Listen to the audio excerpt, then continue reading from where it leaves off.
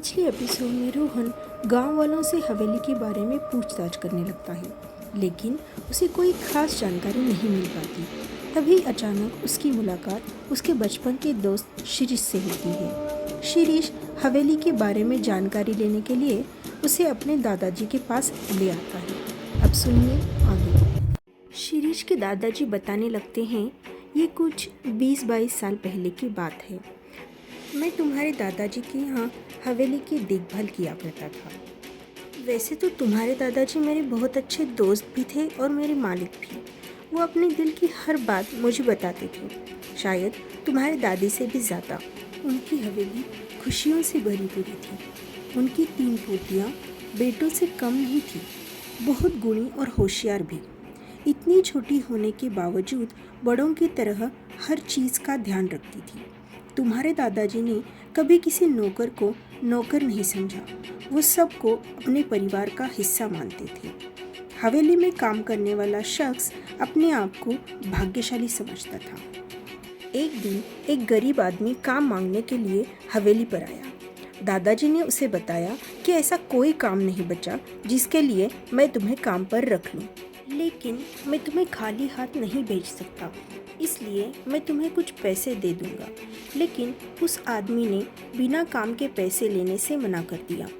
उसने कहा वो एक ठेले पर बावर्ची का काम करता था, तो वो हवेली में भी वही काम करना चाहता है। दादाजी ने दादी से पूछा, पर दादी ने मना कर दिया।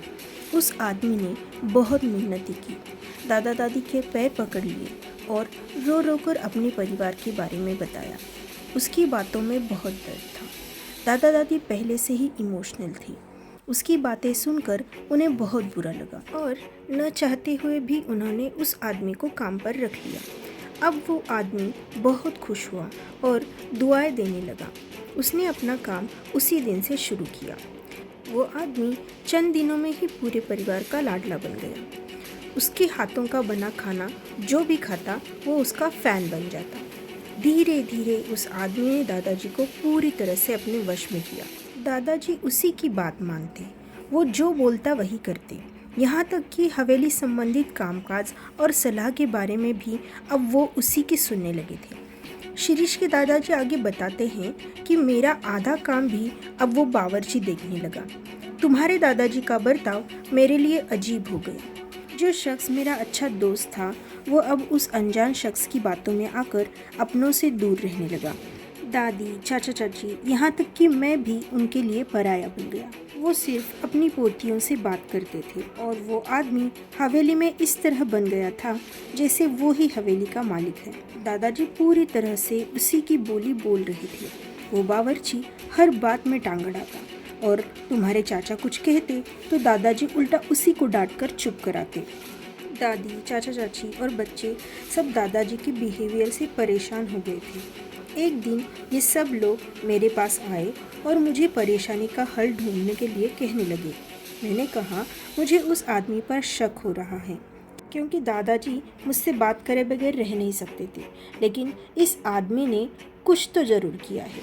तभी दादाजी पूरी तरह से बदल गए हैं। आप सब लोग फिक्र छोड़ दो, मैं उस इंसान की असलियत सबके सामने लाऊंगा। अब दादी और चाचा चाची को कुछ उम्मीद की किरण नज़र आने लगी। मैंने उस बावर्ची पर नज़र रखने के लिए एक नौकर से कहा। नौकर भी मान गया। मैंने नौकर को सब अच्छे से समझाया। उस नौकर ने भी बाकी सब नौकरों को बताकर चौकन्ना रहने को कहा। अब सभी नौकर उसके ऊपर नज़र रखने लगे, क्योंकि वो सभी लोग इस बावर्ची से तंग आ गए थे। ये जब से हवेली आया था तब से बाकी नौकरों की वैल्यू कम हो गई थी, इसलिए सब नौकर मिलकर इसे सबक सिखाना चाहते थे। बावर्ची इस बात से अनजान अपने रोज़मर्रा के कामों में लग गया। वो पहले किचन में आया और अपने पॉकेट से कुछ निकाल कर उसने दादाजी के चाय में मिलाया और वो चाय दादाजी को देने जा ही रहा था कि एक नौकर ने कहा कि ये चाय मैं दादाजी को दे आता हूँ। बावर्ची समझ गया कि उस नौकर ने मुझे देख लिया है। इसलिए बावर्ची ने कुछ प्लान बनाया और उस नौकर को इग्नोर करके वो खुद ही चाय लेकर दादाजी के पास चला गया। दादाजी के कमरे में जाते ही उसने दरवाज़ा बंद कर दिया और अंदर पता नहीं उसने क्या किया, लेकिन थोड़ी ही देर में दादाजी बाहर आए और उन्होंने सारे नौकरों को एक साथ बुलाया और उन्हें काम से निकाल दिया।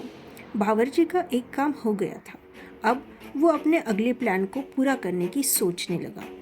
दरअसल बावर्ची हवेली को हथियाना चाहता था, क्योंकि उसने हवेली और वहाँ के सामान के बारे में सुना था कि वहाँ बहुत ही कीमती सामान है। उसी लालच में वो हवेली आया था। जिस नौकर ने उस बावर्ची को कुछ मिलाते हुए देखा था, उस नौकर ने बाकी सब नौकरों को इसके बारे में बताया। अब उन नौकरों ने तय किया कि वे ये सब दादी और चाचा चाची को बताएंगे, क्योंकि दादाजी तो पूरी तरह से उस बावर्ची की बात मानते थे। कहानी में आगे क्या होगा, वो बावर्ची दादाजी और उसके परिवार के साथ क्या करेगा, ये जानने के लिए सुनते रहिए पुरानी है।